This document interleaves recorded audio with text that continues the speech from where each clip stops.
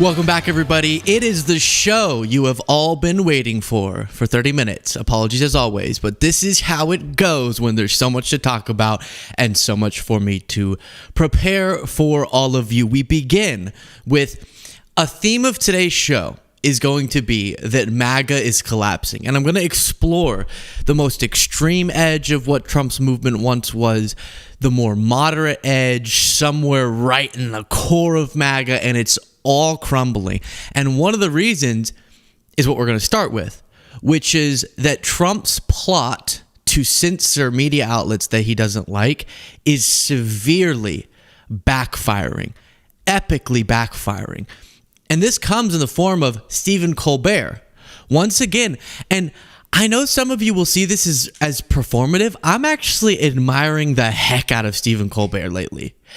Yes, he already lost his job come, I think it's May. So he only has some months. What month are we in? Whatever. A limited period of time. Yes, months. Until he leaves his job at the late night show on CBS. And so that frees him up to be a little bit more aggressive against his own network being CBS. And that's exactly what he's doing. And last night we saw another example of Trump censorship. Now, before I explain that, MAGA will say that you can't call this Trump censoring Stephen Colbert or his interview with James Tallarico because it was actually the CBS lawyers or the CBS executives saying we can't air this interview with James Tallarico. But in reality, that is only a byproduct of Trump's actions in pressuring CBS, in punishing CBS, trying to strike fear into their hearts. And then we've seen a bunch of actions, of course, at CBS trying to cozy up to the Trump administration and not be an enemy of the state, instead of choosing the path of bravery and standing up for the First Amendment, which is just pitiful. These ginormous organizations. We are watching independent creators, people like Don Lemon, show more of a backbone than multi-billion-dollar companies that actually have the power and wealth to stand up to the White House. But anyways, what we saw last night was another example of CBS doing something, preemptively censoring because of the pressure of the Trump administration, if not, in this case, a direct statement being the cause.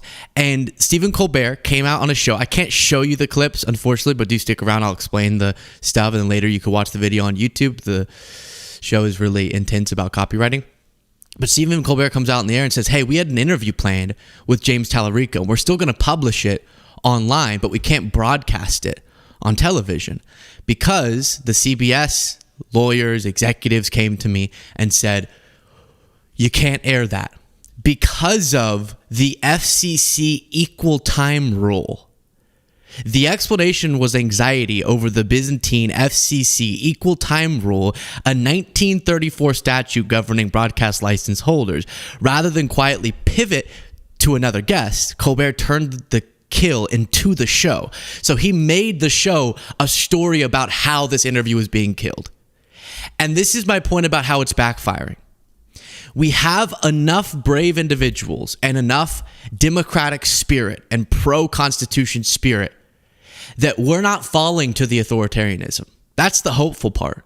And what's happening is Trump's incompetence is getting in the way just enough, and the power of our institutions and the people is getting in the way just enough where instead of them pushing us off the cliff into authoritarianism, I think what we're going to see is a historic backlash to those actions and advocacy for what's supposed to make this country great.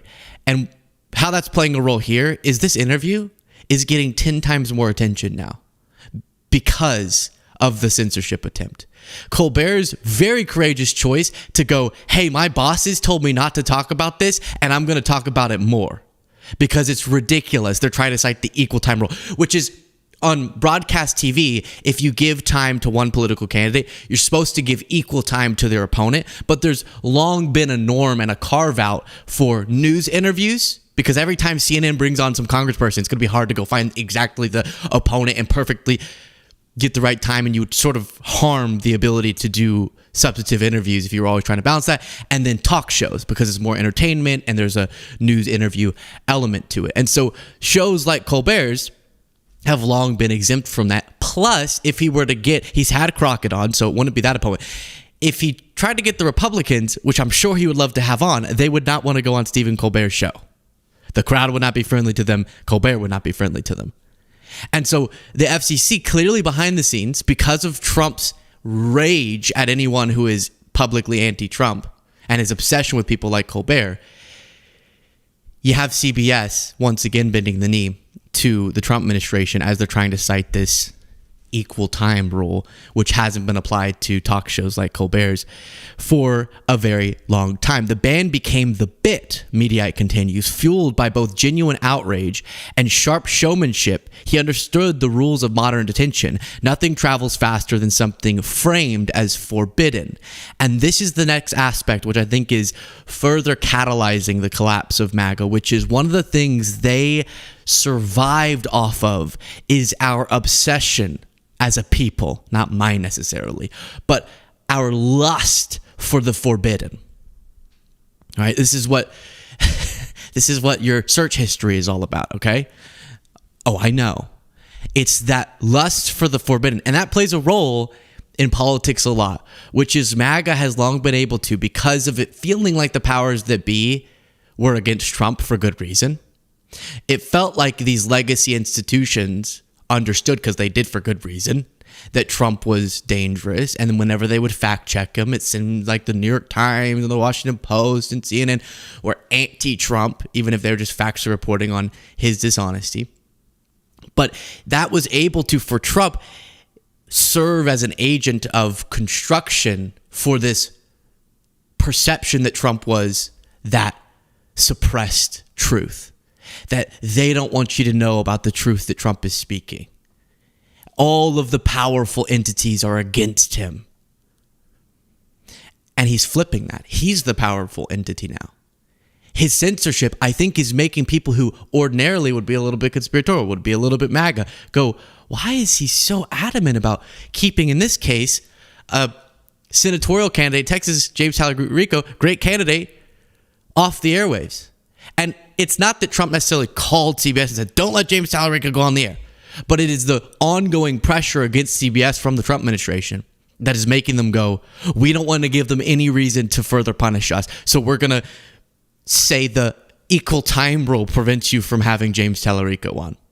But despite that being the demand from the bosses, Colbert said, we're doing the interview. We're publishing it on YouTube. You can watch it after you watch this. After you watch this.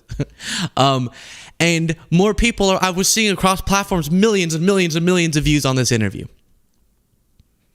And once again, it fuels this idea of why is Trump leveraging the power of the government against these outlets? And for some within MAGA, hardcore supporters of Trump, that's just going to be, yes, they're getting what they deserve. These outlets have been too dishonest for too long. But as you're going to see later in today's show, a lot of people who previously were all on the Trump train are getting real afraid of just how authoritarian Trump is acting. Talerico's running in a crowded Texas Senate race where name recognition is oxygen. And it goes on to explain that this type of Trump is censoring me moment just became, as the headline reads, the biggest campaign ad of 2026. And we're seeing this backfire again and again for Trump and his administration. The more they try to suppress, to the credit of some of the brave voices in media and activists and just people in general, the more that their message is deteriorated. And the whole engine of MAGA was we're these outsiders. We've been left behind. The government has targeted us. They look down upon us. They silence us. And now it is the person they put into office that's doing just that. He's actually the one using his government power to censor people, to terrify media outlets, to literally arrest journalists. And because of some combination of variables, despite this being very grim, that literally a talk show host is having to publicly speak out against his own network for trying to get him not to interview a certain candidate, I have a feeling of hope seeing how every time this has happened, it's given more relevance to these voices. it's given more support behind the pro-democracy, pro-free speech, liberal movement. And that's hopeful. And I think it shows you that as able as Trump was to exploit the political moment in the United States for his authoritarian ends, I think as a people, we're still anti-authoritarian enough to hate this. We do, obviously, like this audience watching right now, but I'm talking the broader public that makes the difference in elections. And this is just, what are we going to make this about me? Yes. No, but it's just an example close to my heart. One example is throughout the 2024 campaign into the beginning of Trump's presidency, I would go on Piers Morgan's show, and Piers would always be terrified of the truth bombs I was dropping. It was crazy. And he would cut me off way quicker than it felt anyone else on the panel. And often I would get that sort of, shh, no, don't say that, good point, shut up, treatment. And every time I would look in the comments, this is very anecdotal, okay? But every time I would look in the comments, it would be Piers' right-wing audience, to the B-roll, Piers' right-wing audience going, this Luke guy's so annoying. He's so wrong. Wow, that kid doesn't know what he's talking about, right?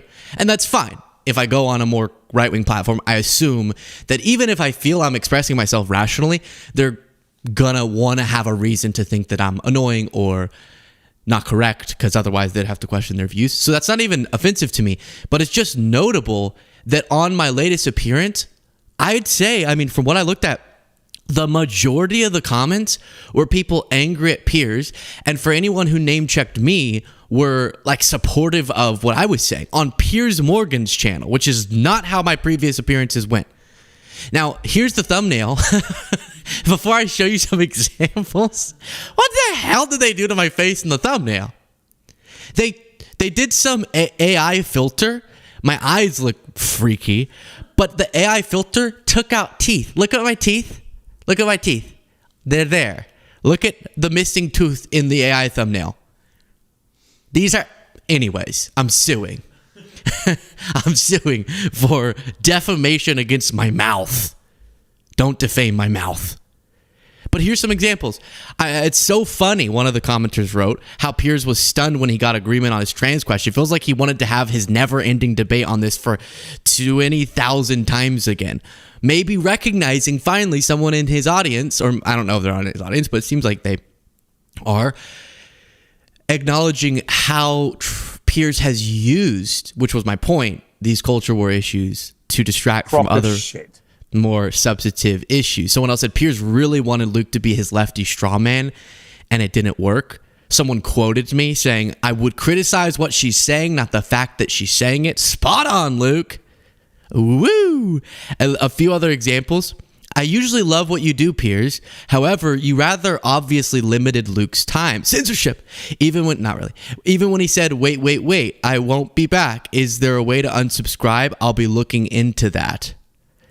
And then we'll just read one more if we see one that feels good.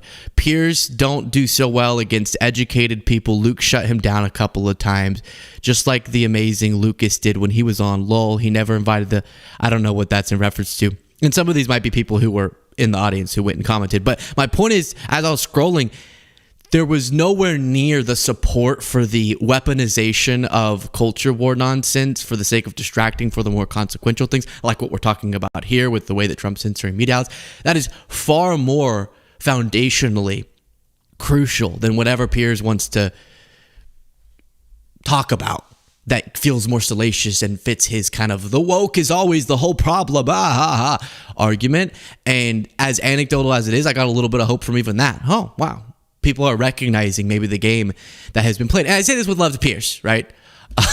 I guess. But I do find that extremely notable. And there were more than you would have expected right-wing voices going, what the hell is Trump doing? On a bunch of issues, but one of them being, it's so obvious he's just censoring the peeps he doesn't like. And later we're going to get to how the DHS is going to social media outlets and trying to force them to give private information about social media users who are critical of ICE. And they wanted us to be panicking over the crisis of the First Amendment when the Biden administration would contact Facebook and say, hey, these posts around COVID misinformation look like they violate your terms of service. Would you take them down? And then a massive percentage of the time, Facebook would go, no. And the Biden administration would go, okay. And that was a crisis of the First Amendment. But give me their personal information if they publicly said things critical of ICE is not to too many people. But maybe there's a major shift going on here. Again, thank you all so much for being here. To those watching live, what a moment we're in, and I'm happy that you're here with us live. Anyone else watching this back, great that you're here as well. You got Robbie saying, Robbie here, who's been a member for 6 months. Can I have one of you fine gentlemen help motivate me finish out this math term? 2 weeks to go and so many numbers. Okay. Get motivated. Math is your bitch. 2 times 2? Pfft, easy. You got it. No, it's probably harder than that. You got it, Robbie, and I appreciate you. Ronald said, hey, Luke, thank you for your work. Thank you. Josh Johnston said, yo, Luke, you know who it is. Hey. Thank you. Intuition Jen sent 5 gifted memberships, racking up maybe the record-breaking gifted memberships total, and that brings us now to this. As I told you, one of the themes of today's show is how Maga, the base, is collapsing. And let me show you a couple examples on 2 different sides of the movement. You have the adamant, radical, extreme edge of Trump's base that used to be someone like Nick Fuentes, right? The extremist, the white nationalist, but actually did make up a part of the base. Not characterizing him as representative of the whole base, but this was definitely someone that Trump was obviously appealing to in many of his rhetorical choices, understanding that a part of his base is a very extreme, very racist, etc. sect. And Fuentes, who before was adamantly pro-Trump, is now openly, and he's been critical of Trump for a while, but he's now openly wishing for Trump to be crushed in the midterms and for Democrats potentially in the presidential election to win. And as we're going to see as we go through these clips, this is kind of the inevitability of this movement. The way that it was held together, the promises that were made to pull in a more moderate group, a more extreme group, an excessively extreme group, they can't really go together. You can't really hold in the extremists while also not becoming toxic to the rest of the country. And I think this is the inevitable conclusion to this MAGA movement, I hope. Now, will the next iteration be even more extreme? I don't know. Nick wants it to be. Let's watch. And now we seriously have to contend with the possibility that in 2028, we get Democrats on steroids. We get Democrats with a vengeance. You do understand that if a Democrat won in 2024, they would be on the back foot. If a Democrat won in 24 and they picked up where Biden left off, they would be really in a tough spot. They would not be aggressive. They could not be aggressive because they would have no mandate and no legitimacy and nobody would support them. So you would have gotten a very soft, weak, flaccid, incompetent Democrat administration, and you would have had like a revolution in 28 for a fascist, for a Nazi. Instead, Trump has been elected and he has failed at everything except for antagonizing our enemies. The only thing that he has succeeded at doing is provoking our enemies just enough that now they want to kill us. And now they're going to have enough juice to do it. So let me just pause there. What is notable about what he's saying is with the audience that he has, he's speaking for one section of Trump's base that is now disillusioned and that is settling into a feeling that maybe they're not voting for Republicans come the next election or elections. And they believe, I don't know if this is true, I hope it is, but they believe that there's an inevitability to the failure of their movement and the victory of the opposing movement. But it's not true that what fuels us Our movement is an ambition to, quote unquote, kill them. And when he talks about us having a vengeance, I guess in a sense, a vengeance for victory. You like that? We got a vengeance. We're ascendant towards victory, towards glory and power for really good ends. That's the difference. The reason why there is this feeling that something has shifted, the political winds have shifted, it's mostly because Trump is failing so hard, but we're getting our wits about ourselves. We're starting to figure out exactly what it's going to take. And ultimately, if we do win hard, it's going to be for the sake of uplifting everybody. That really is the goal. And I think someone like Nick Fuentes doesn't really get that. The reason Trump wanted to win so bad, what did he say in his announcement speech? I am your retribution. What's for retribution? A lot of the punishment, a lot of the targeting, like we talked about in the last segment, of people that he doesn't like, that is taking away from doing anything that's actually good for the American people. That is the Trump reason for wanting power. But that's not the reason we want power. And so the goal in getting it is not so that then we can make people like Fuentes and Trump supporters pay for being so absolutely horrible for the country.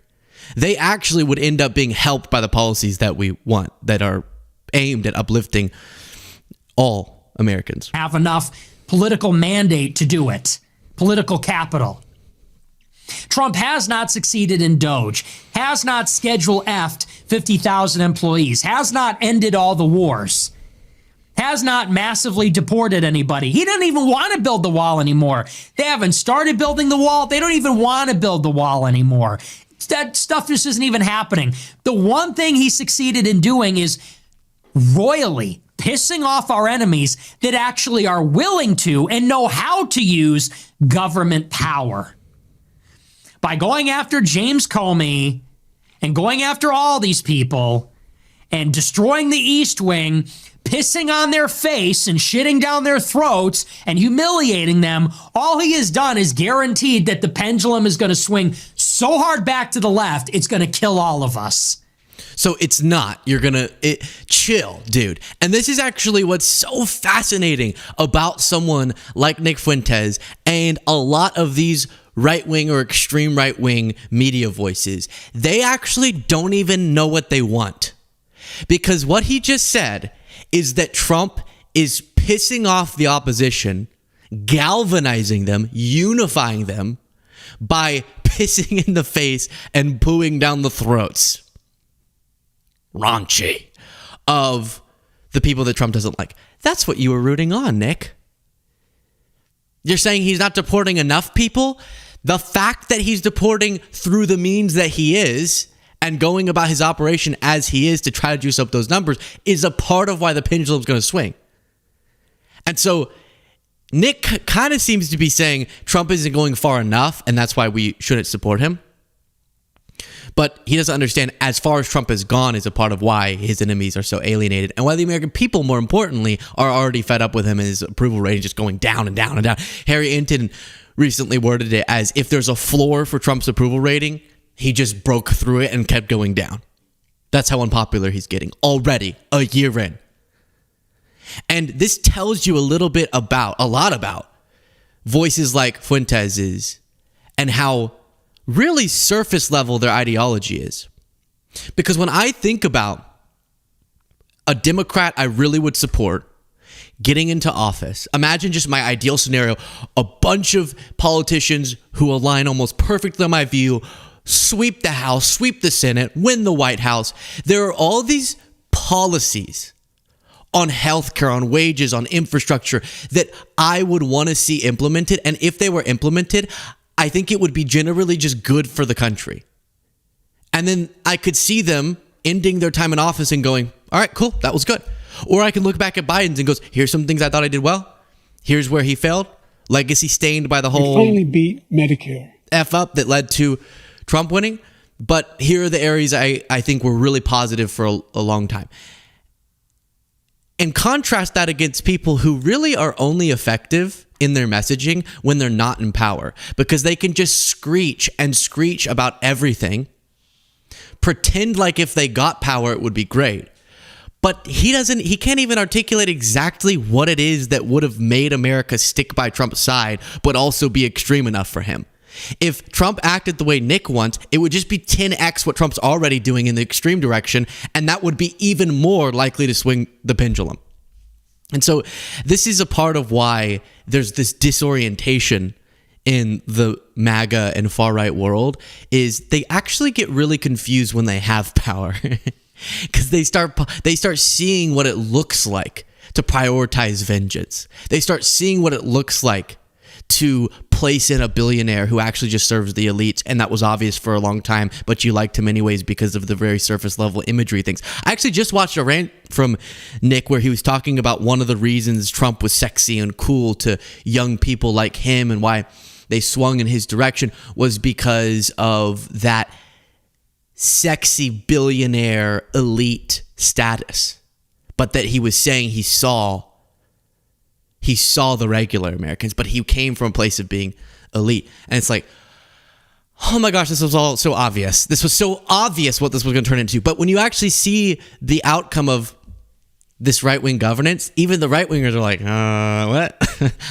I kind of thought something was going to be good for me, but now I'm realizing James Comey being in prison won't be good for me. That won't do anything for me substantively. And while Trump's trying to get you to look over there, look, I'm punishing Colbert and I'm sticking it to Comey and Letitia James and Don Lemon, he's literally funneling wealth to himself or his wealthy buddies at the expense of you. Hey, good job, new right-wing populist movement. Good job. You just stuck your foot all the way down your own throat.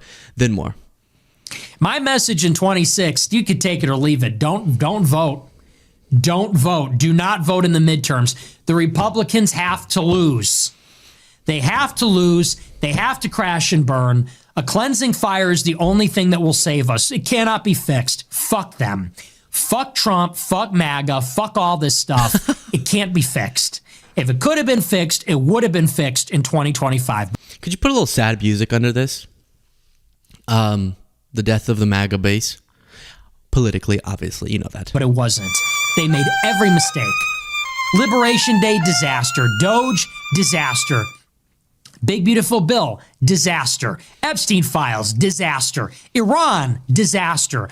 The personnel, Mike Waltz, disaster. Ratcliffe, disaster. Rubio, disaster. Pam Bondi, disaster. All self-inflicted. Trump personnel, Trump policy, Trump strategy, Trump playbook. We tried it your way. It didn't work. Fuck you. Now we don't vote. That's the message. Seriously. Can't blame anybody else. Bad advice, bad advisors, Biden's economy. Enough already. It didn't work. We're not voting. So even though Nick didn't vote for Trump in 2024, he did in 2020 and in 2016. And whenever he says it didn't work, that's articulating what a lot of people who did vote for Trump in 2024 are thinking. It didn't work. Why isn't this all creating a golden age? And so this is not about going, told you, because I don't like that we're in this situation at all. But please just remember, or have some humility, that this is not out of the blue. It's not confusing. It's not unheard of. It's not that nobody told you this was going to happen. We said that his administration would be a disaster. We said his economic policy would be a disaster. We said his foreign policy would be a disaster. We said Pam Bondi, disaster. We said Rubio, disaster. We said J.D. Vance, disaster. Even your rhetoric is basic, Nick. Not to mention your political ideology. No, but I say that with support to you telling your right-wing viewers not to vote for the Republican Party. Now we swing, okay? So that's Nick. That's like the far edge, and it goes further, actually, but the far edge of Trump's base, falling apart. The Groypers they're out. Then you move in to someone who definitely you would not describe as like an extremist, but was one of these big bro whiskey drinking, gun shooting podcasters in the Rogan sphere, if not directly associated, who swung to Trump in this election because of vibes. And now Sean Ryan, who is not exclusively partisan. He's brought on Ro Khanna a lot, and I do credit him with that. He did an interview with Hunter Biden, with Gavin Newsom. He's swinging now, since seeing what the product of the election outcome that he kind of advocated for, he's swinging away from Trump's movement. And here's him saying it was all a lie. The drain the swamp stuff, it was a lie. The good for the working class stuff, a lie.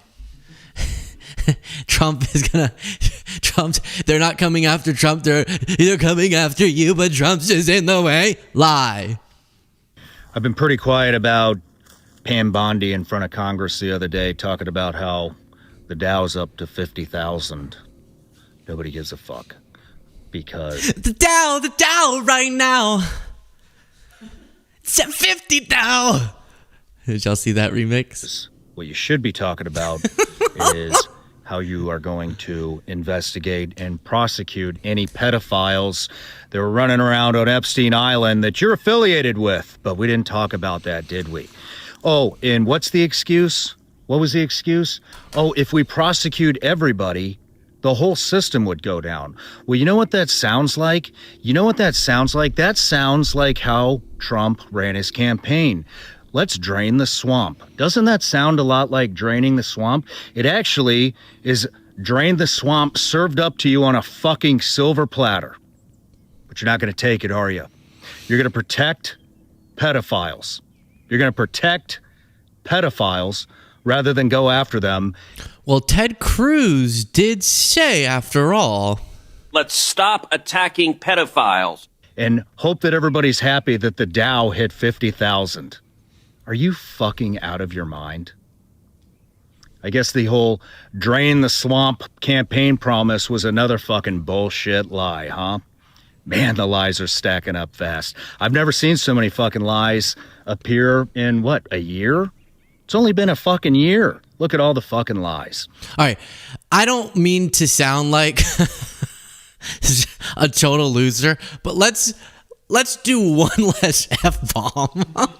It just doesn't sound as coherent, I think, when it's like, what the fucking lies. But yes, exactly. The lies are stacking up. The mother effing lies are stacking up, Sean. And guess when they started stacking up? 2015. Not in 2024 or 2025. A decade before you realized the lies were stacking up from this guy. And I'm good. Oh, let's go hunt together. I'll do it. I'm not even a huge fan. I'll do it, Sean. I'll do it. I will pull the hook out of the fish myself. That's fishing. I know. I'm switching to a different topic. It's kind of hunting for fish. Ever thought of that? And I'll do it. I'll get like one of those harpoon guns. Shoot a shark. I'll shoot a mother effing shark with you. I'm happy. I want to be a supporter. I'll grab an alligator right out of the swamp and I'll kiss it on the face before I break its neck, brother. I'll be buds with you. I do want to be a supportive force to people who are having this realization. And can I have my feelings too? That it's not at all new that Trump is lying. And it's wild that you saw his first term and thought that he actually was going to drain the swamp in his second term. Take that down. Then later, he comes after... Oh, actually, we'll get to it in a second. He says some derogatory things about Brian Tyler Cohen, huh? What? How dare you? But first, you know what this reminded me of? Sean Ryan sent out this post that was a comment left under one of his YouTube videos. Remember, he helped to get Trump elected. So, but hey, again, I said all the things about the alligator, the fish, the harpoon gun, the shark. I'm not saying I can't be supportive and we can't unite now against this dangerous authoritarian movement. I'm ready. I'm with you. But I just have to have my feelings too. He wrote, when the American empire, and he's quoting a comment, finally collapses, historians... Okay. Historians won't be stunned by the greed of the elite. They'll be stunned by the loyalty of the poor. The working class didn't just vote against their own interests. They worshipped the billionaires robbing them. They slashed their own benefits, gutted their own health care, and cheered while the rich wrote off private jets as tax deductions. Not because it helped them, but because they were told it would hurt someone else. And that right there is how you rig a democracy without even breaking a single law. This was a comment I saw under my content, I must say, perfectly articulated. The tax write-off anecdote comes from the first Trump administration about the private jet tax benefits. Sean, brother, we knew. Like, when you read that, it just sounds like a Luke Beasley viewer. Does it not? That sounds like one of you went and wrote a comment under his video and said, and described Trump perfectly. That a billionaire was able to convince a working class movement, a bunch of the strongest base that even this polling shows is falling apart, of Trump's support is non-college educated voters. So you have a large base of majority working class voters who went for Trump, believing that he, the elite, who had done almost everything in the interest of the elite and himself, was going to be their warrior. The guy who is so swampy that he's practically the crocodile I just explained. He is the swamp. He's the epitome of the swamp. And they were convinced by him he was going to drain it. And I just am asking, as much as I'm willing to go, woo, come on, brother, let's do this. I need some acknowledgement from Sean. Some acknowledgement of how, oh yeah, in retrospect, that was kind of goofy that I fell for this. Because some of them will just move on. It'll be like, praying for Trump. Wow, what an incredible election victory. I don't know if he did, but a lot of them like, I'm going to the inauguration. What a great moment. Golden age. Hoorah. And like, then just without even any notification, they film a video and they're like, this administration's so corrupt and they're lying. And you're like, tell us about the switch. Because then it could maybe help your audience know why you switched. And then he takes a random shot at Obama and Brian Tyler Cohen. Guess what, congressmen? Guess what, senators? There's the speech and debate clause that says you cannot be sued for anything you say on the House floor. So here's a tip. Get to fucking work. Permission granted. Oh, and one last thing. One last thing. I saw this shit pop up the other day. Obama goes on some random podcast that nobody's ever heard of and just happens to drop, oh, aliens are real. Yeah, tell me that shit's not fucking orchestrated. Right in the middle of the biggest pedophile ring exposed in the fucking world. All of a sudden, we're gonna drop that aliens are real. Fuck you, mother. Woo! You sound like Hunter Biden with all those F-bombs. There's something fucked up about that motherfucker. Let me see if I can quickly do a little bit of a something just to defend a man I respect. Honestly. Come on. All right, so just hold this in your mind. Brian Tyler Cohen has gotten 161 million views in the last 28 days. 161 million views. Sean Ryan has gotten 117 million views. So Brian Tyler Cohen is bigger and more viewed than Sean Ryan. Let's take a little step back on the podcast no one's ever heard of. Just because you haven't heard of it doesn't make it irrelevant. I don't say about you that no one's ever heard of you, even though a lot of my audience will be like, Sean who? And just like how obviously I'm the biggest show that's ever existed, but you might think that you've never heard of me. That's just life. We're all in our different spaces, and that's okay. That's okay.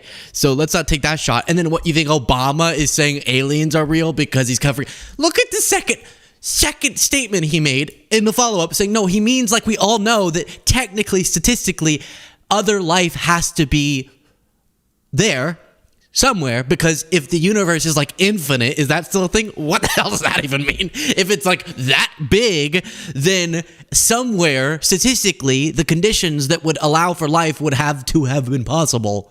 So technically they're real, but Obama specified he hasn't seen an alien except for Rick Scott. He has not seen proof of some government awareness of it. So Sean, just chill on that. But otherwise, hey, good on you. But not all the MAGAs are swinging like Sean Ryan. This guy's named Andy Frizella?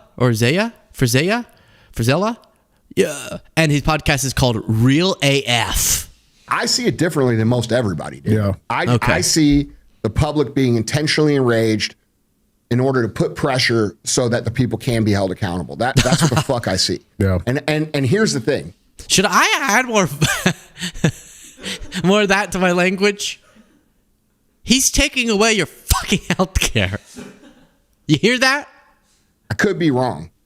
Okay? And that's why I say, hey, you can't count on that. Yeah. You have to like do your part to organize and get involved in all these things that we talk about. In the event that fails. Correct. The problem is I can't think of another way to do it. You know what I'm saying? Yeah. Like I can't think of another way to arrest heads of, government or without just saying fuck everybody, fuck the optics, don't give a shit. Like no, because dude, if you don't have the public approval for that, you're the one that ends up getting held accountable. You don't think that Trump knows that?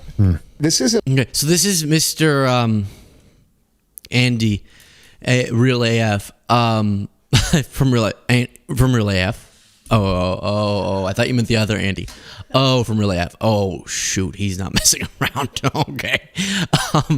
His thing is Trump's purpose. So this is Trump's 40 chess. He's purposefully covering up the Epstein files and calling it a hoax to cause outrage, to spark a movement, to get transparency,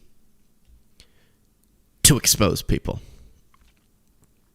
It's on purpose from Trump because he wants justice, and he thinks if he gets people mad enough, they'll demand justice. So all of this is not because he's embarrassed about what this is revealing about his relationship or his friend's relationship with Epstein, but it's because he's getting a movement that puts him as the antagonist.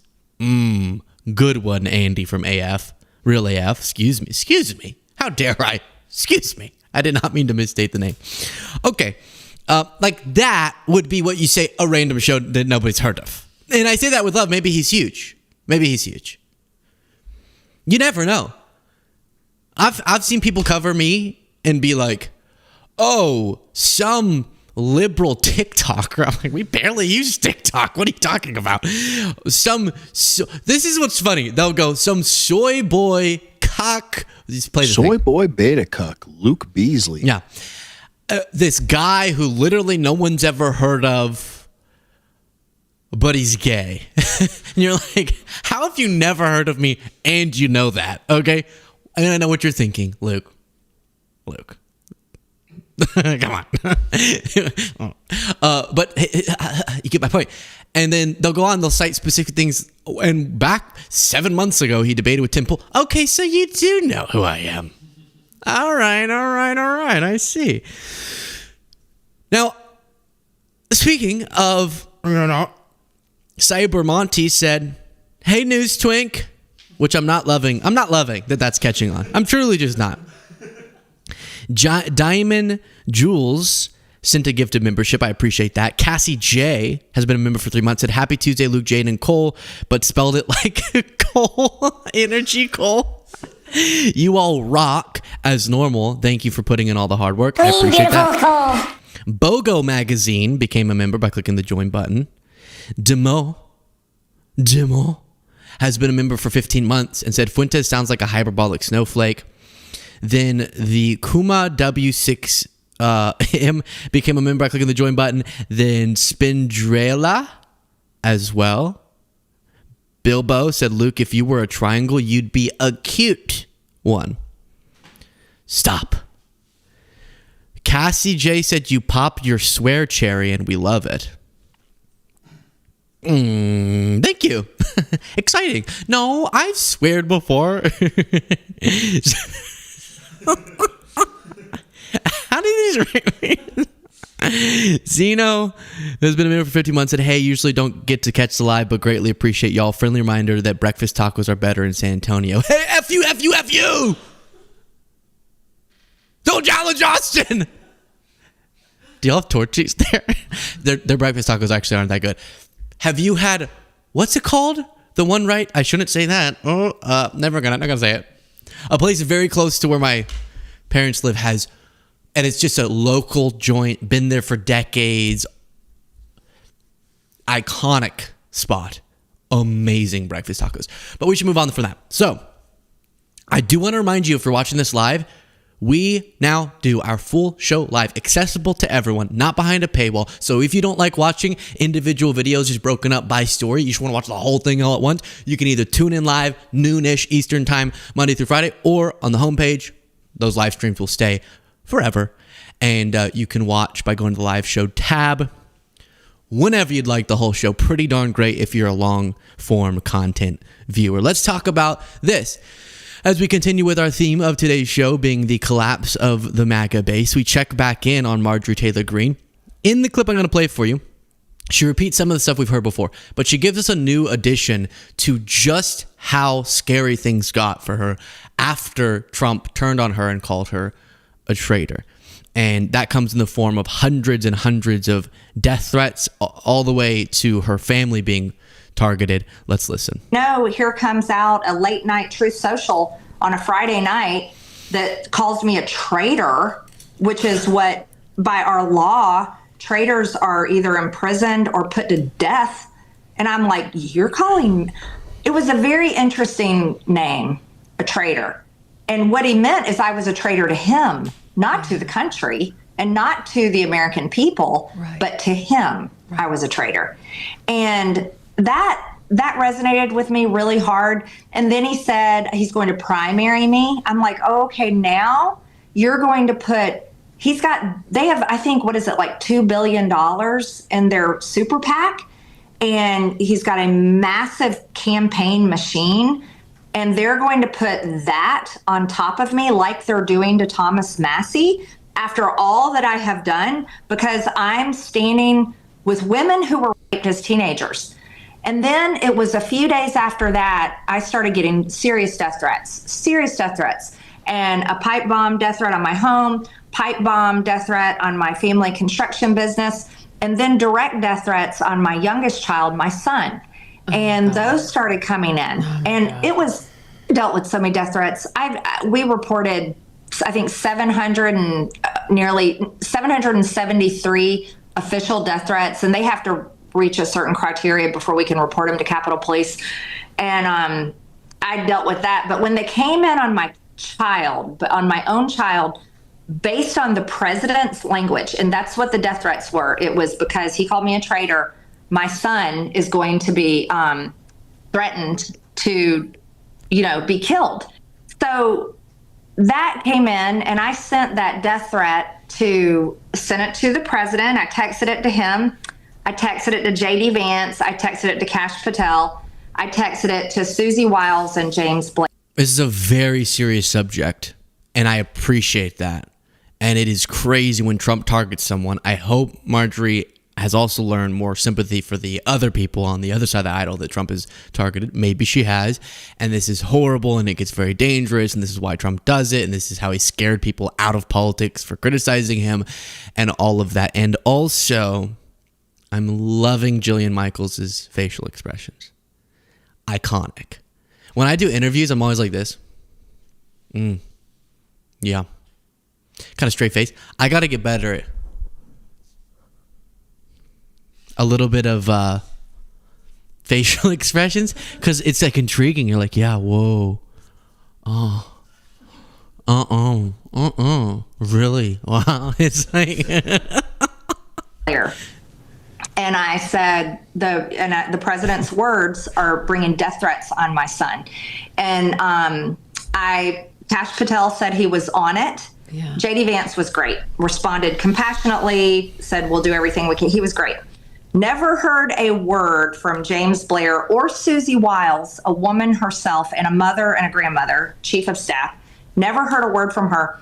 The president himself texts me back and is very nasty and tells me that it's my fault, that this is totally my fault. He blames me for the death threats coming in on my own son, has no compassion, basically says, well, basically saying if your son gets killed, it's your own fault and you deserve it. That's basically his response.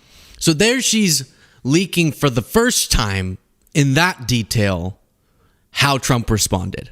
She said he was insensitive before. Maybe I missed it, but that's the first time I'm hearing her going public with the information that he was that stone cold disgusting in response to the death threats against her and her son. Now, I know it hits closer to home when it hits closer to home. Okay, so I know that it'll feel different when it's you experiencing it. But as we've kind of been following the thread throughout today's show, that's not new. His insensitivity to the outcome of his actions on other people. And remember, as horrible as it is that this happened, and as happy as I am to see her speaking out against the just degrading of our politics of voices like Trump and previously voices like hers, remember that she's still, and definitely for much of her career after January 6th and Trump, they did the epitome of encouraging violence and supporting violent actions or threats as long as it aligned with their political views. I mean, she went and did that thing. You remember where she sat in the mock cell at like a Turning Point event and like kneeled down with a depiction of a January 6th? Maybe you could find that, Jaden. And so my hope is she's having the revelation that whenever it was directed at other people, she didn't care either. But now that it's been directed at her, her eyes maybe are open to how this is Trump's MO. This is what cult leaders do. She, who used to hate that people would call her a cultist for stuff like this, her kneeling down at a person doing sort of an artistic exhibition of a January 6th political prisoner. She would hate people calling MAGA a cult. Now she calls MAGA a cult and says she's not in it anymore. And that's what a cult leader does, is uses the threat of violence, the fear of God, of the movement against anyone who dares to speak out at all. And I do think that her eyes are being opened to the broader impact of Trump on politics that she has helped to enable. Trump was asked about Marjorie Greene on Air Force One. Tell us about your trip to Rome, Georgia on Thursday, your trip to Marjorie Taylor Greene's old district. Well, we have a lot of people that want to take Marjorie Taylor Greene's place, and many, many candidates, and I have to choose one. And they say whoever I endorse is going to win, but we have a lot of good candidates who want to take her place. Then you have her responding on X saying, him calling me that, meaning traitor, has become a badge of honor because I'm not in his cult. I refuse to bow to his demands to cover up the Epstein files to protect his friends, and I stopped fighting the hardest for a team that intentionally refuses to win. As I referenced with the Fuentes clip, I wonder what winning looks like to them. Because if she were a Democrat and was pushing for economic policies and fundamental changes to our system, sort of in a more progressive direction that seek to uplift the working class and more properly harness the wealth of the very top and not just serve those who have the money to lobby politicians. Like, if she was coming from that background, that would make sense. The win statement, because we know what winning would look like. And we have countries we can point to where we say we think they're doing it better with public policy, and we should emulate that a little bit more. I wonder what she sees, given that she's advocated for Trump for so long, what winning looks like if not Trump. Because obviously I agree, Trump is not win. I mean, this is not winning for our country. But I wonder what it looks like, and if it at all is shifting in a direction closer to what I believe, or if it's just a little bit incoherent at this point. She knows it's not Trump, but she doesn't know exactly what it is that she does want.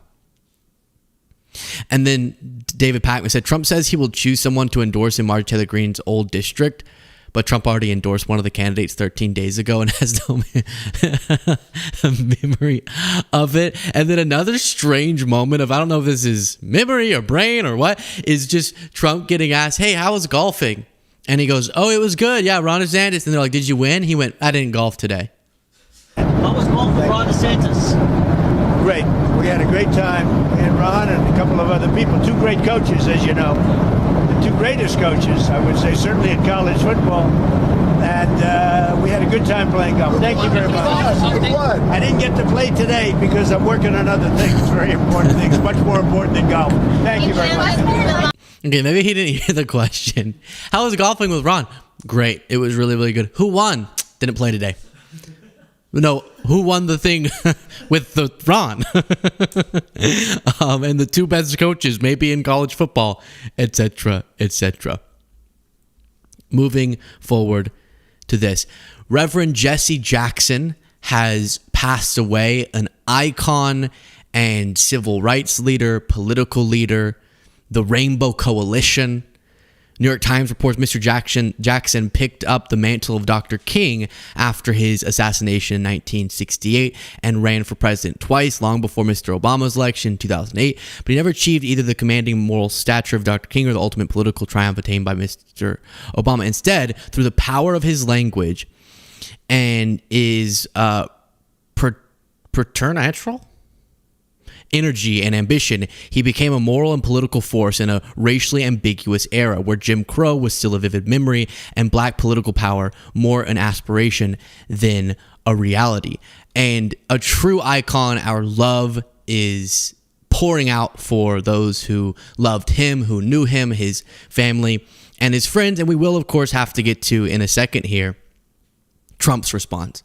That while not the Rob Reiner reaction was once again disturbing about what it means about Trump's character and how he thinks about the passing of almost anyone. But first, here's Reverend Al Sharpton speaking to the legacy. My eyes in two ways.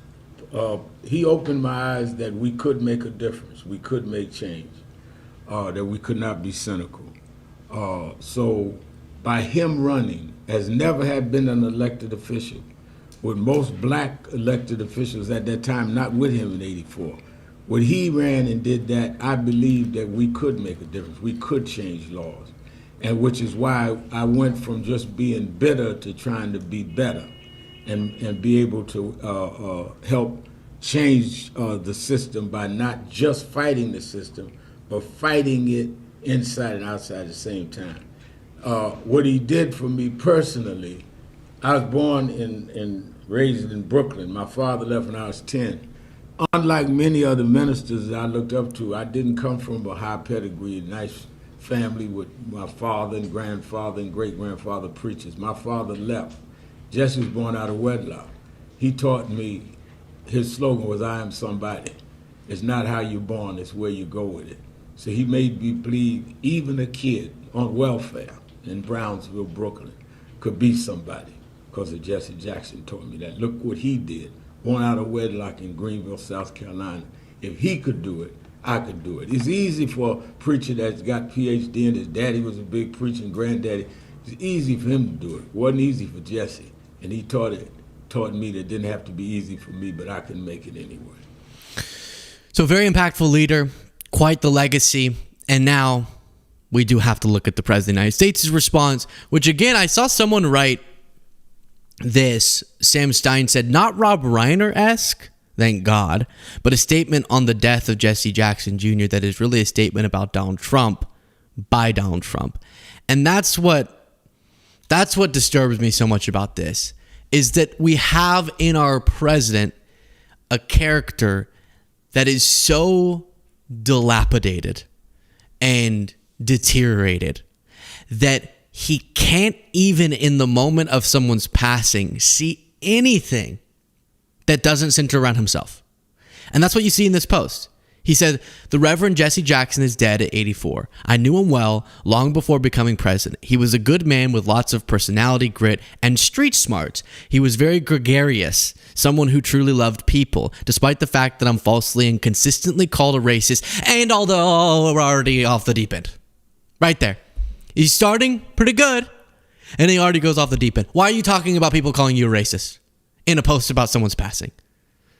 Despite the fact that I'm falsely and consistently called a racist by the scoundrels and lunatics on the radical left, Democrats all, it was always my pleasure to help Jesse along the way. I provided office space for him and his Rainbow Coalition for years in the Trump building at 40 Wall Street, responded to his request for help in getting criminal justice reform passed and signed when no other president would even try, single-handedly pushed and passed long-term funding for historically black colleges and university HBCUs, which Jesse loved, but also with other presidents would not do. Responded to Jesse's support for Opportunity Zones, the single most successful economic development package yet approved for black businessmen and women, and much more. Jesse was a force of nature like few others before him. He had much to do with the election without acknowledgement or credit of Barack Hussein Obama, a man who Jesse could not stand. He loved his family greatly, and to them I send my deepest sympathies and condolences. Jesse will be missed. President Donald J. Trump. So there's pieces of it where you see a normal person's reaction. Condolences, love to the family, to the friends, speaking to the legacy, even citing your own experiences with him. Here's a memory. Here's how he impacted me. Making it partially about yourself isn't wrong in and of itself, because sometimes you can speak to their legacy through the way they impacted you. But the middle there, where he wants to brag about his own accomplishments and screech about how the radical left lunatics wrongly call him a racist, is deranged. And it's sad that we have a president who can't, even in a moment of someone passing away, think about anything other than them. Or as Trump would put it, Trump in the third person. And that bums me out, of course. But that's just the situation that we're in. Let's read a few comments. Let's see. You have Cup of Joe saying, Luke, you're more grown up than Trump. Luke, you're more grown up, maybe than Trump, but with a D. Like, whoa. Thank you. Thank you very much. And then you have member for 15 months, Zeno, said, hey, usually don't get to catch us live. I already read that. Did I say Christopher McCain has become a member by clicking the join button? I appreciate you. Jolshi said, ayo, y'all gotta flip Texas big, beautiful blue, Tallarico or Crockett. Absolutely. And I'll show you can take this down, Jaden. I'll show you again. I just the other night had a little bit of a Tallarico encounter. And we had a good conversation. It was good. It was good. A good night. He had a good little, some remarks he delivered. And interesting that now he's at the center of the national news with the whole Colbert drama. But you have Linz, who's been a member for 13 months, saying, I just want to hear you say it. Lukey says no Nuki. Also, thanks so much for all your hard work. You and the I've Had It podcast ladies are keeping me sane. And then you have Intuition Jen sending 5 more gifted memberships. Are you just sending the same screenshot over and over? Whoa. Thank you so much, Jen. I appreciate that greatly. Despite Piers Morgan still doing a lot to run cover for the Trump administration, as we saw in my recent appearance on the show, and having a hard time breaking out of the mental mold that got him to fall into the Trump train, if that makes any sense, in the first place, he is getting more and more comfortable, if for no other reason, to follow the political winds where they're blowing, with breaking bad news to Trump and saying things that Trump is not going to like to hear. And that came up in his most recent podcast.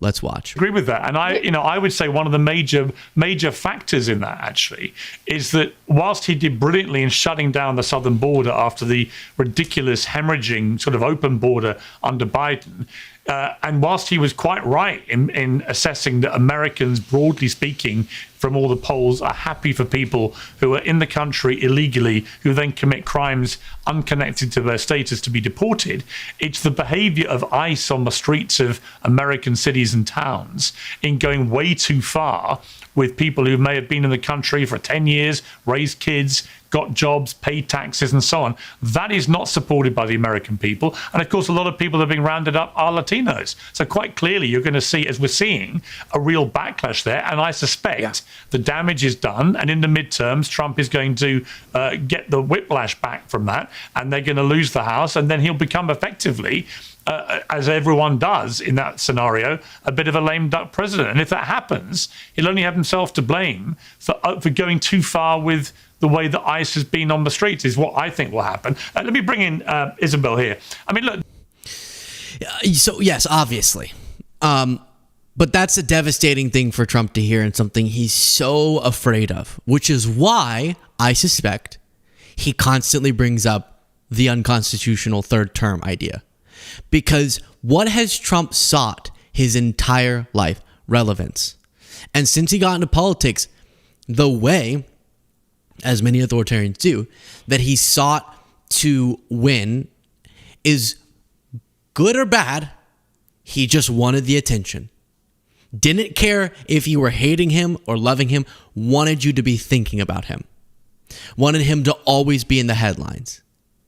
What's Trump going to do next? This is what he just said. That's what Trump thrives off of, which is why, I mean, do you remember the Kevin McCarthy anecdote of going down after Trump left office, after failing a coup attempt, going to Mar-a-Lago, and then telling someone, now I'm blanking on who it was, Sarah Longwell. No, not Sarah Longwell. Telling Liz Cheney, that's who it was. Why did I say Sarah Longwell? Telling Liz Cheney that Trump wasn't eating. I had to go down there to help him eat a little bowl of soup because he's so depressed. The life force was being sucked out of him because he wasn't being talked about for a moment there. And then he kind of came back alive whenever he started doing rallies again and acting like he was going to run for president very soon after he had been pushed out of office and getting interviews again. And then he was kind of back to the Trump that we knew. He survives off of, as a human being, attention, notoriety, eyeballs. And so the idea of, despite him still being president, him fading in relevance because all of us go, okay, who's next? Okay, Democratic primary is going on, Republican primary, is Vance going to be the nominee? That drives Trump crazy. So he keeps floating. Maybe I'll try to run for an unconstitutional third term. And that's Piers Morgan breaking the most horrific news for Trump to hear to him, which is, if you get thumped in the midterms, you're going to be a lame duck president. And in a sense, lose, aside from what is already a very relevant status, which is being president, lose the questions about what's next. Lose a lot of your power. And you're going to be humiliated over and over and over again because Democrats will be able to utilize the power in the House and Senate, or both, or one of them, for investigations and potentially impeachments and exposing all of the corruption that has been going on, but you haven't been held accountable for because Republicans have had those majorities. And then that's why Trump gives answers like this about future Republican candidates. Mr. President, Marco Rubio received really positive reviews in Munich. Is there a scenario in which you would support him at the top of the ticket in 28? Something I don't have to worry about now. I've got 3 years to go, so it's something I don't have to worry. JD's fantastic and Marco's, they're both fantastic. I think really, and I think Marco did a great job in Munich. He's repulsed by that idea of us already thinking about the 2028 primary. He's going, wait, I have 3 years. Don't move on from me.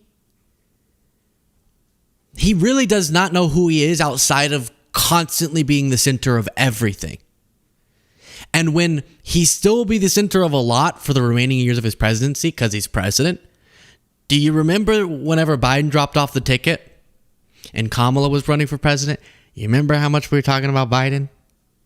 Not much. Not at all. Not at all. Thank you, Joe. And then he was kind of going around and being a little bit in a pretty epic way unhinged because he didn't give a freak about nothing. And that's because he's not running in the campaign anymore. He's just kind of waiting out the clock. But Biden mentally can handle that. Trump can't. And if all the national attention is on, is it going to be JD or Rubio? Is it going to be Vance v. Newsom, Vance v. Ossoff. Please be Ossoff. Is it going to be, who is it going to? That's going to drive Trump crazy. And so I think that Pierce statement really embodies it. One other little clip from this press gaggle. You have Trump being asked, what did you do with Melania for Valentine's Day? What do y'all think he did? I didn't get to play today because I'm working on other things, very important things, much more important than golf. Thank you very much. Melania for Valentine's, Mr. President? She's on the plane. Melania's on the plane. We have a movie star on the plane. Did you have any Valentine's Day plans with her? Did I what? Did you do anything for Valentine's with her? Did you give her flowers? I better not tell you that. Goodbye, everybody. That's the toughest question. No, she's very, I'm proud of the fact, her movie's so successful. It's a tremendous hit. And she does a good job. She does a very consequential work. I think you're going to see in the end that she's going to go down as one of the... Give me an example. Give me... I'm going to play the rest of the clip. Give me an example. What would be one of the really consequential things she's doing? Really great first ladies. When you see what she's doing with Russia, Ukraine, and so many of the other things she's doing, she's done a good job. She works very hard. Yeah. No, we saw that. We really saw that in the documentary. We saw just how hard she works. Do you think we should do this, guys? No, I'm being serious. Do you think we should do this, or does it look better like this? Hey, Ralph, come here. Hey, you think this? Wait, look at it. This or this? Jaden, this or this? Whew, I'm pooped. I've worked really hard today. Oh my gosh. This whole thing was a big choice. I mean, in the history books, when they're like, what did he do with the top button? I'm going to say, I made the right choice. And also on Russia and Ukraine. No, I mean, he's talking about apparently she'll send letters or try to coordinate with the Kremlin to get Ukrainian children back. To whatever success they're seeing there, I support it. That's good, obviously. But Trump knows very little about it. You remember when he got up and went, Melania is, I don't really know what I'm here for, but she loves kids. She loves the kids, much like me. He didn't say that part. And she love minors. She has a little kid by the name of her son, and he's very tall. I love, what'd y'all do for Valentine's Day? Huh? The hell is that? What'd you do? Did you get her flowers? And he went, I'm not answering that question. No, answer is loud and clear, brother. Alrighty. Dingy. Resplendent Rutabaga became a member by clicking the join button. I appreciate that. You have the Skip Tracer saying imagine. And nobody mentioned the word that I botched. Okay, you can take this down since we're in the... Occasionally, you don't know a word. That's just life. Don't make one of those Candace compilations of me. Please. Preternatural. Preternatural. That's what I said. That's what I said. Or some configuration of it. You know what I meant. Communication is only about the message that you're delivering. And I am very good at delivering messages. I don't know why that turned into why did that turn into an accent? What the hell? I don't even know what's happening, guys. Sliver said MTG must provide public apology to David Hogg. That's true. I actually do. I agree with that. And then Shifter said, Melania's people call her. She is the mother of my child. I know her very well. We had a wonderful conversation.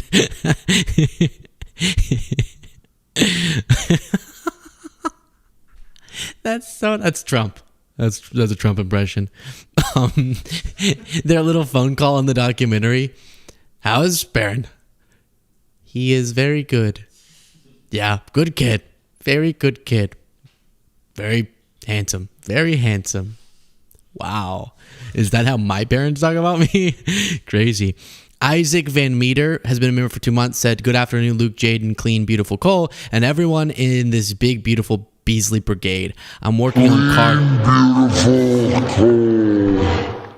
I'm working on cars, so can't watch live, love. Very cool. Oh, Isaac. Man. One time I got in a tank top and opened up my hood of my car and just got a wrench and just kind of like put some grease on me and just reached in there and played music, hoping someone would walk by in the neighborhood. Didn't know what I was doing. I was just like tapping things with the wrench. That's not what you do with the wrench. And just sat there with a white tank top and was like, I look pretty tough. And so I always dreamed of actually knowing a lot about a car and actually getting the thing out and putting in the thing. You know, all the different things they have, like the engine, and then there's the pipe, and then there's the oil thing, the wiper fluid. I mean, it's a complicated beast.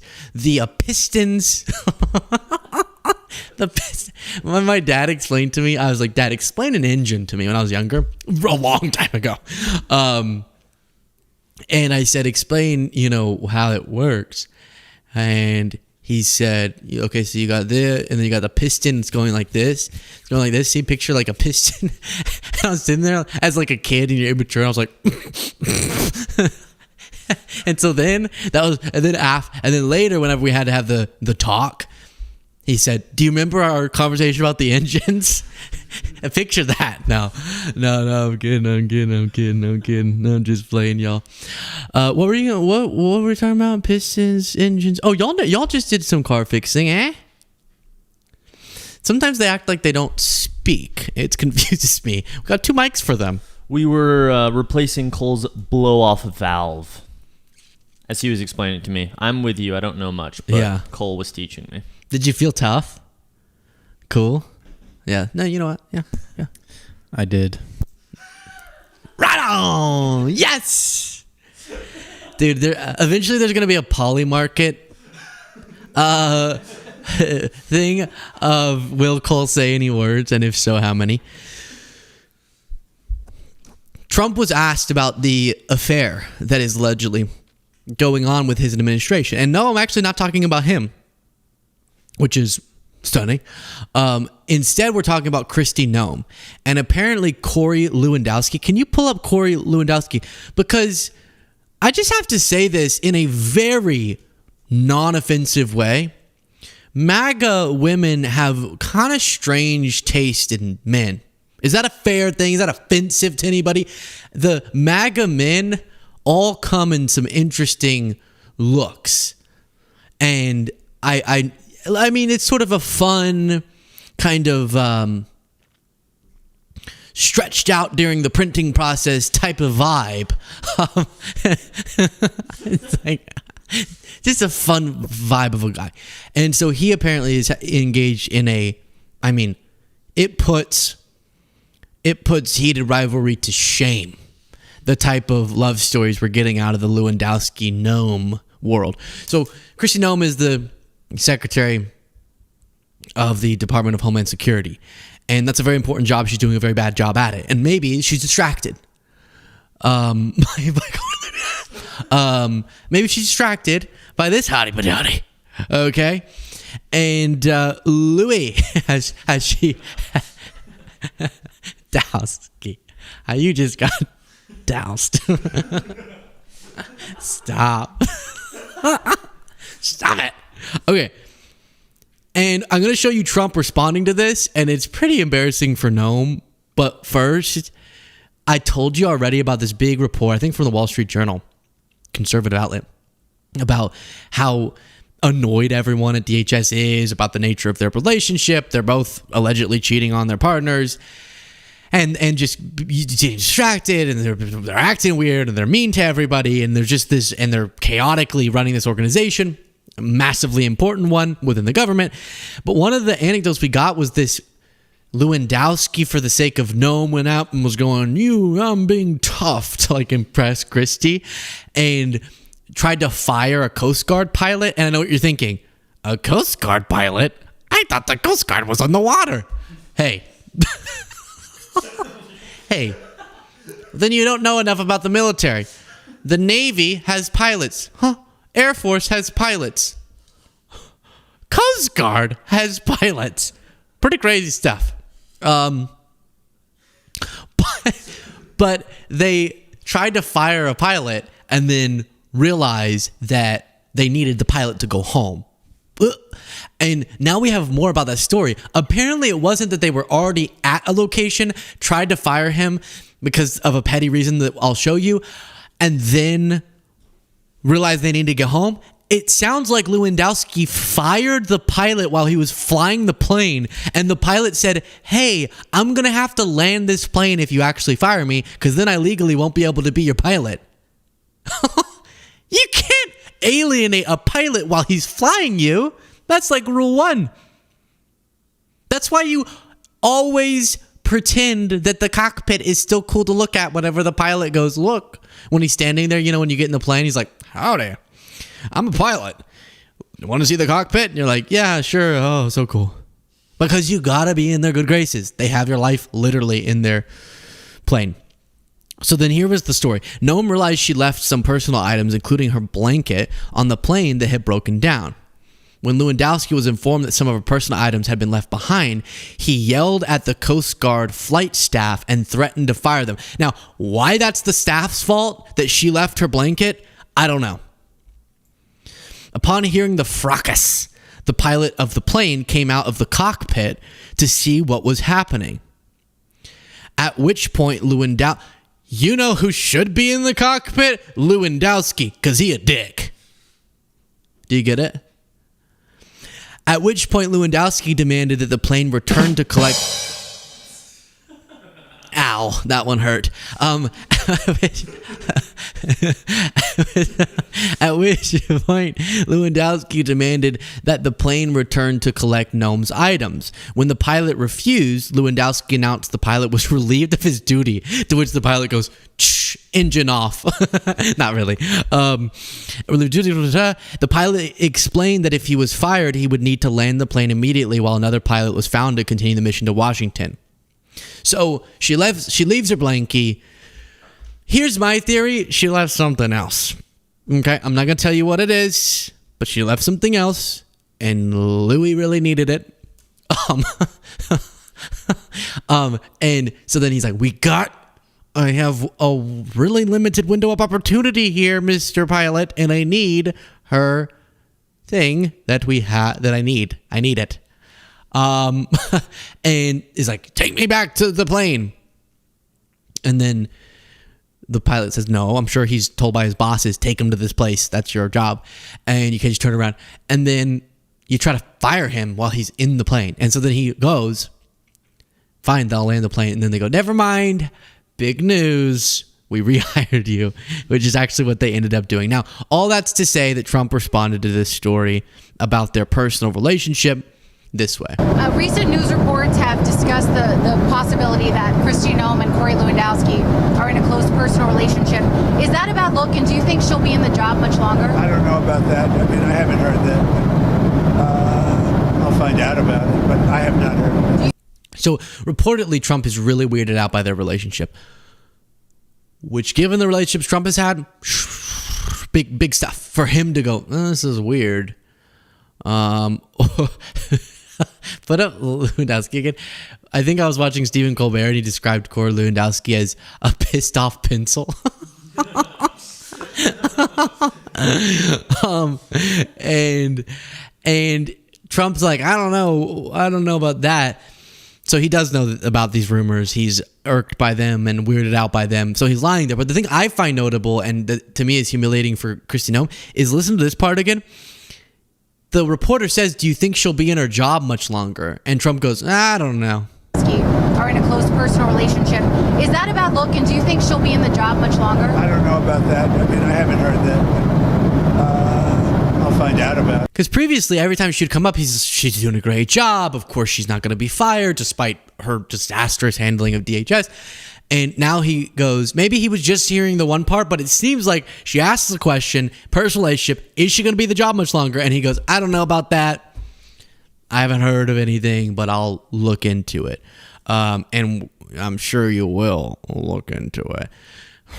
Now, this is another little disturbing element of her leadership. The Department of Homeland Security, as I referenced before in the show, is expanding its efforts to identify Americans who oppose immigration and customs enforcement by sending tech companies legal requests for the names, email addresses, telephone numbers, and other identifying data behind social media accounts that track or criticize the agency. The Twitter files that were supposed to be the biggest story of our lifetime, it was just lifetime. After the Epstein files, Twitter files came out, you had Trump posting, I'm pretty sure it was after revelations of the Twitter files, you had Trump posting that this justifies terminating the Constitution. Like, that's how big to MAGA the Twitter files were. What did they reveal? Biden administration officials would go, hey, Twitter, look at all these posts that are violating your own terms of service. You should take them down about COVID disinformation. And then often these social media platforms would go, no, we won't. They don't actually. And then the Biden administration wouldn't punish them at all. But now Trump's openly punishing people whenever they don't do what he wants. And his DHS is going and trying to not just asking a platform to enforce their own terms of service, but literally saying, give us the personal information of people criticizing our government. That's so extremely dangerous and scary. Alrighty. Wow. Let's see real quick. You have just Princess B805, who became a member by clicking the join button below. You now get the bonus show every day. It's so fun. The people love it. You should get it by clicking the join button. If you're listening on the podcast platforms, go over to YouTube, find a join button, hopefully on my channel, and click it, and then get yourself a membership. Everyone else, it's already on the platform that you're watching. I appreciate you greatly. What an amazing group of people you all are. Much love. Talk to you next time.